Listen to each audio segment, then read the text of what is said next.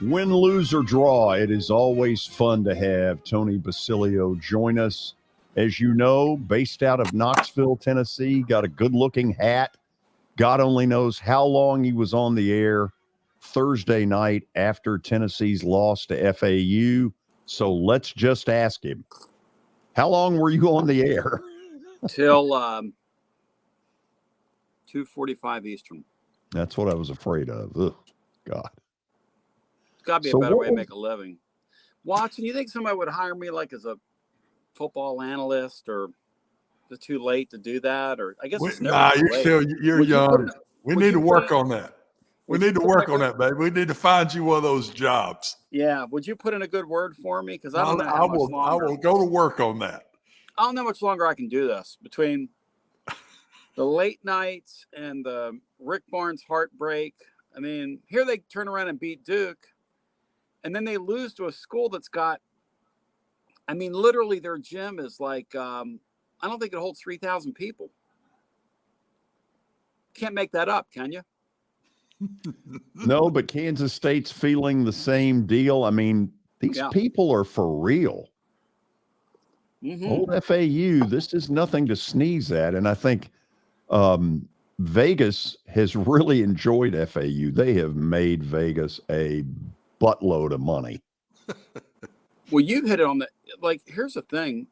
I think this is here to stay in hoops. My guy, Brian Hartman, looked back at the last several Final Fours. In the last 4 Final Fours, 16 different teams have gone. Wow. I think this is here to stay. Think about it. With the transfer portal guys, I think what you've had is when these major college coaches are taking, I call it like 13 card poker, okay? All those cards. And you throw 6 back a year, that's going to give the team that's been sitting down there working together for 3 and 4 years a chance just by adding a piece here or there. And that's what these major college teams are doing. They're all throwing 5 and 6 pieces back every year. And I don't think that works. And you're in a little bit of a deal this year where, just to mention 3 of your blue bloods, let me go 4 maybe. Yeah. Duke, Carolina, Villanova, Kentucky. Right. None of them were really anywhere to be found when it mattered. That's right. And where are they going to be next year? The other thing that's happened is we were looking at earlier today on my daily show, and, you know, I didn't really realize this till I looked at it, but I started saying, okay, where are the stars in major college basketball? Duke signed 3 of the top 7 players. One of them is the Lively kid, who was kind of wallpaper. One of them was the forward, whose name escapes me right now, which is the point. And one of them is Filipowski. Yeah, who is the real deal? Who's a nice player. Yeah. But how many stars are there? There's him and the kid from Alabama in this class. Maybe Leaky Black at Arkansas. But, George, that's a far cry from the days when you and I were kids. And those impact freshmen from the 5-star deal would come into college basketball, and they would make an impact. And it's just different now. It's really strange. I also don't think the quality. Yeah, the tournament's been fun. Oh, yeah. But let's not act like the first half of San Diego State, Alabama was anything but what it was. It was an absolute train wreck. These kids across the board, they can't shoot. I know. And we sound like we're saying get off our lawn. But I mean, I was thinking about pre-shot clock days, and just because you play faster doesn't mean you're playing better in terms of the game now. And I was looking at Villanova, that Villanova-Georgetown game, and I was trying to explain to the kids that listen to me, you really ought to go back and watch some of those games from back in the day. They're all there on YouTube, and watch the different types of shots these guys took. The mid-range game, the spot up on the baseline. Nobody shoots a shot anymore. 14-footer on the baseline. If a kid shoots that shot today, they pull him out of a game. Everything's a 3-ball. 3-ball layup, 3-ball layup, 3-ball. It's just, it's created a wild tournament, but what it's going to do this weekend is it's going to create a very low number for the networks. I was looking, you know what's doing pretty well on the TV networks is this women's basketball tournament, and one of the reasons why is because they have stars in their game. This Caitlin Clark from Iowa is the real deal. Buddy, she can flat out play. I don't care if you're a sportsman, sports fan, sportswoman. I love seeing great athletes, and she is a blur, and she can shoot it wherever she wants to shoot it. I pay to watch her play anytime. She's an incredible basketball player. So would you buy the theory the general public loves first-round FAUs? They love the early Thursday, Friday upsets. Mm-hmm. But when it comes time for what we're going to have this weekend, they want the blue bloods. Well, I mean, we all want the Yankees to be there so we can hate the Yankees, right? I mean, you and I would agree with that. Or I don't want the Cowboys to lose every game. I want them to win enough so I can make fun of their fan base. Having no Duke, no North Carolina, no Kentucky, no Kansas, no UCLA. I mean, you know, it's a little silly. From this point forward, I really hope that FAU goes and cuts the nets down just to make this year a total mockery. I think it'd be really funny. It really would be. Mm-hmm. So, Tony, I don't know if you're aware of this, but for a good while, you've been Watson Brown's best friend. But today, you're not. You've been replaced by Mike Tannenbaum. Watson, is this true? No, that's not true. That's a George statement. You'll never be replaced, Tony. Thank you, Watson. You go down in history with me, babe. So you'll never be Granddad replaced. is so You proud never of have you. to worry about that ever happening. Well, and I could tell, see, you guys have hair that I'm jealous of, and I'm covering up what I don't have. But y'all are both looking at me with this hat on like, God, this guy's got it rolling today. And you're right. Because I could see it in Watson's eyes. Watson has like a man crush on me, and he was looking at me like, TB, you look good in that hat. And Watson, I got to say, you're right. You're right about that. So Indiana Jones and the Temple of Doom, babe. I mean, you're there. Touche. You're there. Touche. You're my idol. Okay, but Tannenbaum, if he's not equal to Tony, he's damn close right now. Come on. Do you know why, Tony? Tell him what Tannenbaum did because he don't even know. Tannenbaum in a mock draft today has Hendon Hooker going 5th to Seattle. I'm making a note of that. Yeah. And so What? Now it came on Watson Brown stationery. Is this really true, or are you guys messing with me here? Because I'm writing it down. I'm making notes for my blog tomorrow. This is true. It's on ESPN Plus. You got to have a subscription to his, ESPN Plus. Well, so no wonder none of us had it. I had it, so I could see it. So you pay to have Plus? Yes. Well, damn, we need to deduct some money out of your check.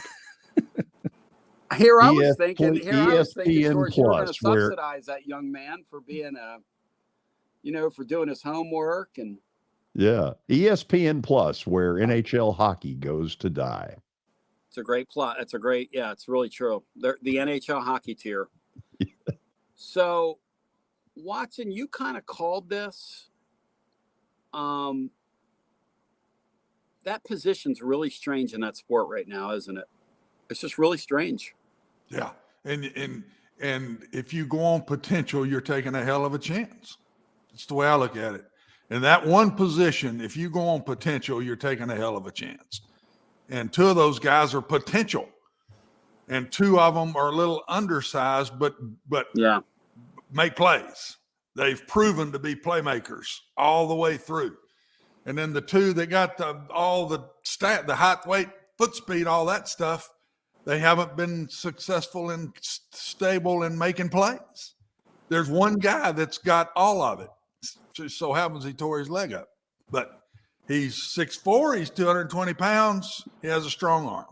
He has the same things Levis and Richardson have. He makes plays with his feet. Richardson has.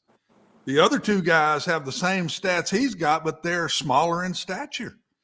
So I've said all along, there's no way he goes past 2 rounds. I'm sticking to it. I don't think there's any way he goes past 2 rounds. He's too good. He's proven too good. It's nearly 2 years of unbelievable play by this kid. Go look at his stats. He's number one out of the pocket of all the quarterbacks in plays made, percentage of plays made. 88% of the times he got out of the pocket, he made plays. 88% of the times. I mean, this kid's a playmaker. Everybody loves him. He's a leader on the team. Yeah. How in the world do you knock him down? I don't see it.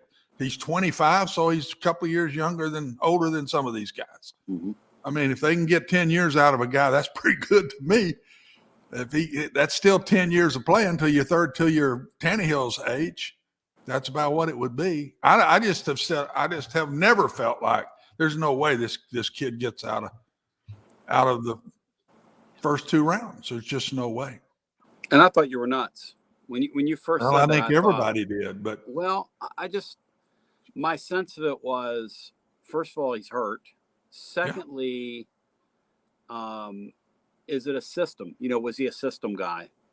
Which I thought he handled very well. I mean, he was like, look, I threw the ball to open receivers. I mean, I don't know what you want from me. I didn't. Well, that's what you're the supposed guys were to open, do. and I hit my open receivers. Isn't that what we're supposed to do here? I had a kid tell me that after he threw an interception for a touchdown once at Rice. Mm-hmm. I'm yelling at him big time all over the place. He was a defensive back. I had to move the quarterback. They were all hurt, Tony. And I bring him to the sidelines. I said, look, throw it to our guys, not theirs. And he said, Coach, theirs are the only ones open. Did you laugh when he said it? I even laughed. Great. People around me giggled. It would take a Rice guy to do this. It would take a Rice guy to say that to me. Just as straight in my face and polite as it could be, Coach, their guys are the only ones open. That's great. I mean, the NFL is so weird. Like, I don't know if you guys are following this thing in Baltimore, but Lamar Jackson's requested a trade. I think that organization is generally very smart down through the years, and their calculation is the way you play, we're going to pay you, you're going to get hurt. I think that's smart of them not to pay him. Those guys, and then you were talking about the kid at Alabama who I thought last year had the best game I've ever seen in my life. And I hate to say this, but after seeing what's happened to Tua on the NFL level, I don't know if I would take that guy that high in a draft. That's Which the is only your thing point. holding him back. Which is your point. Yeah, that's the only thing holding him back, but that's a big thing holding him back. Huge. And he's still going to go in the top 5. He is. There's no doubt about it. He's just too good at what he does. Yeah. And what are you comparing it to, Tony? Where are the rest of them? Where are the rest of these quarterbacks that are so great? I mean, there's not a bunch of them out there. Like, how many are there then in the NFL? Probably half of the starters are really, truly, really good players. Would you all say that? Maybe half? It's crazy. I mean, really good players. Yeah. I remember George saying way back when, he was like, this Levis guy, do you see that? And I'm going, no. But I think a lot of media people that follow this, generally media people will fall in love with somebody, right? Other media people can convince I don't know anybody that follows the SEC that goes, yeah, man, you got to take him in the top of the first round. Do you guys? I don't know anybody that says that. Well, the Kentucky people don't say that. The best thing he's got going. I had him fifth behind the other 4 with Hooker in the top 4. So I haven't had him up there. And he's going to go in the first round. He's going to do that. But I've rated him the lowest of the bunch in the first. Best thing he's got going for him is that his offensive line was awful, and that contributed to subpar play. Mm-hmm. Yeah. Now, somewhere in here, they've gotten in a film room and said, well, we believe, given the right stuff around him, that he can be super duper duper. And that's where I'm saying, George, they're going on potential. And you go on that position. I've done it before. I've learned the hard way. You watch a high school kid play and you see good things, but he's just not making all the plays. Well, I can make him a better player. I've done that before, Tony, and it's hit me right between the eyes. It don't work. If you're not making plays on this level, you ain't going to make them on the next level. You're not going to turn to that kind of guy. Name me one that has. I've never seen that happen in the NFL. I've never seen that happen. Tom Brady went in the 6th round, but he was a good player. He was a good player at Michigan. He was no dud. He wasn't. Right. He was a good player. And I just never have seen one just completely turn it around. There probably are some. I can't name them offhand, but I think Leopards don't lose their spots. You don't make plays on this level, it's going to be hard, and it's going to catch up with you sooner or later on the next level. So you think Levis is going to be a dud? No, because he's going to go in the top 5. I'm not saying he's going to be a dud. I think he's the 5th of these 5. Yeah, but I'm saying, is he going to be any good? He was really good as a junior at Kentucky, so he has played well. He had a really good year at Kentucky his junior year. His senior year, he fell way off. And yes, offensive line, but I saw him in the pocket with nobody around him and throw bad balls. I saw him do that. I saw Tony Richardson play like an All-American against Tennessee and would turn around the next week and play just like an also-ran. Consistency is a big piece of it. Anthony Richardson and Levis have made plays on their level. It's just not consistent, but they have made plays, George. Guy that doesn't ever make a play now, that's the one you better look out for. So, no, I'm not saying Will Levis will not be a starter in the NFL. I'm not. I just think he's the 5th of the 5. The thing about Hooker that's real interesting about him is here's a guy that, if the NFL wanted to, they could really hold him responsible or hold against him his Virginia Tech career. You talk about a terrific story. I mean, 2 people that really benefited from each other. If that's anywhere close to accurate, what Tenenbaum wrote today, or his projections are anywhere close to accurate, I mean, one can make the case that he saved and bought time for Josh Heupel, and Josh Heupel saved that kid's career.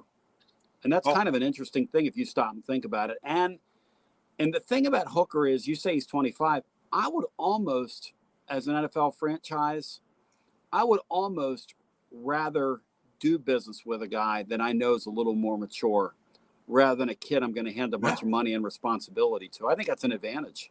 Yeah, I do too. And I mean, he's still 10 years from being 35 years old. So I wouldn't let that be a factor myself. I've read that it's a factor. That's the only reason I bring it up. I've read other guys say this is one of the negatives against him. And I say, my gosh, you get 10 years out of a guy and he's a really good player. What do you care? What do you care? And the thing that I hear about him, Tony, not only from you, but a lot of people, is he owns the locker room. Hendon Hooker owns the locker room. Everybody loves him and respects him and listens to him. And you can't own a locker room if you're fake. I've seen them try to do that. It don't work. Kids see through everything. You own a locker room, you've proved your worth for the kids to respect you. They're the hardest to fool in the world, are those kids in that locker room. And I heard that about him. I said, what's missing here? He's got it all. I've seen his toughness. I've seen him get up again and again. Now, he took some shots too now. He wasn't just protected great all the time either. A lot of those RPOs he was throwing, Tony, he's getting hits, he's letting it go. Because there's unblocked people coming at you on those RPOs. And so anyway, the other guy I like is Dugan. I don't know where he's going to go, but I like the TCU quarterback. I like that kid. I think he's going to be a good player in the NFL. Somebody's going to get a steal there too. Is he in some quarterback witness protection program? I don't know, but I don't hear his name. Never hear it. No. I don't. And evidently he isn't a great thrower. When you go watch him throw, I'd say he's not as accurate as these guys. That's the only thing it could be, because he's got the legs, he's got the height, he's dang sure got the toughness. I'll bet you he's just not as accurate as a Hendon Hooker is, or some of those guys. If it's one thing that Purdy guy proved is, there's such a dearth of those guys in the NFL that eventually you're going to get your spot. You just got to get on with the right situation. You don't want to be on somebody's third team buried somewhere, behind 2 strong incumbents. You want to end up in a place like a Pittsburgh. You want to end up in a place like a Cleveland. I say Cleveland. That guy made plays in college too, Tony. Purdy made plays. He was a really good player at Iowa State. No question. He won a lot of games for that school. But he went from the last pick in a draft to a starter, to starting in a playoff game, in a divisional playoff round. That's pretty strong. And everybody wants to say he's got really good players around him, but if you're going to be successful in the NFL, you better have really good players. I would say, yeah. You're not going to do it by yourself in the NFL, but Yeah. I'm telling you, it ain't happening. No. So, Tony, has Watson informed you of the news? What's the news? The What's the news. I don't know that Watson knows the news. We're breaking news now, Watson? No, I don't know what he's talking about. I have no idea where he's going with this. He's going into semi-retirement for 3 months. Oh. Well, this is a Mid-South exclusive right here. Where are we going, Watson? To the golf course, Tony. Tony, you ever dealt with I'm Kelly going to Holcomb? the lake and to the golf course, I'll but tell you, the weather here, guys, has been it's yesterday. awful. It was so nice. I took No, my I have guitar and yet went to inside the play. park yesterday. Oh, it was so nice. Oh, Tony, let me hit you one thing basketball-wise. yeah. Boy, he got Tennessee. off that retirement thing in a hurry. Yeah, I did. I don't like talking about that. Okay. Tennessee, but I'll be back shortly. It's just Yeah. in a couple of months. Tennessee's second to last game and last game was the epitome of the season. Look at them against Duke, and that we saw it during the year. Look at them in the last game against FAU, and we saw it during the year. Those two games were the epitome of the Tennessee season. And I really believe that team cannot handle being front runners. They play much looser and better when they're the underdogs. And when they get favored, for some reason, they tighten up. They just cannot make plays when they're the favorite, Tony. And they didn't look like the same team against Duke, like they didn't look like the same team against Texas when they played them. Didn't look like the same team against Alabama when they played them. No. But when they were favored against these other teams, they get tight and they just can't make the plays down the stretch. And it's just too bad because they were in a good spot. But also, FAU is really good. I'm Well, curious, FAU is do you, really good. Tony, up in Knoxville, do you have a lot of people saying what Watson's saying? Oh, absolutely. Okay. That if Tennessee would have seen a Purdue in the round of 16, there's probably a chance they go through them. I agree. But they don't. They've played to the level of their competition all year. But the FAU kids, to your point, really smoked the Vols the second half. They went on an 18-4 run, and that's you got to do your work in the second half of these games. You got to hit shots. Yeah. Even as much as the game is kind of missing stars, George, like we were talking about earlier, or just the overall level of play, there's still some hellacious basketball that's been played. I mean, the game before the Tennessee game the other night when Michigan State Oh, my God. and took on Kansas State, I mean, those two teams were shooting the lights out. They were absolutely playing. And I was talking to Gentry Estes on my program yesterday, and he was up there covering it for the Tennessean. And one thing he said, which was interesting, he said, 3 of the 4 teams there looked like they were having fun and looked loose. And the one that didn't was Tennessee. And I believe that. You got to relax in the moment. You got to I play. don't care what you're doing. You got to let it go. Let it play and let it go. Hard, though. When you have that history on you, it's hard. You all can do your goodbyes off the air. Watson got very touchy when I used the R word. I don't want to talk about that. It's a sabbatical. Watson's It is going a on a sabbatical. 2-month sabbatical. It's not Yes, retirement. It's just a little bit of time off. It's a Right. breaky break. Tony, don't you see that is a little different? It's not retirement. It's just a little time off. I'm just taking a little longer vacation than George does. That's What all. he's saying is he's had enough of me for a while. No. Well, I'm going to meet Tony somewhere and play golf. We're going to play golf somewhere together. Well, I'm not going to get invited. one small problem. You could be invited if you want to play. I retired from golf. I retired from non-competitive golf. Well, we got to get you can come with your son. You can come with There your you son. go. We'll you meet go. and play golf. I'll There you caddy go. for both of you. Tony, how can people hear you?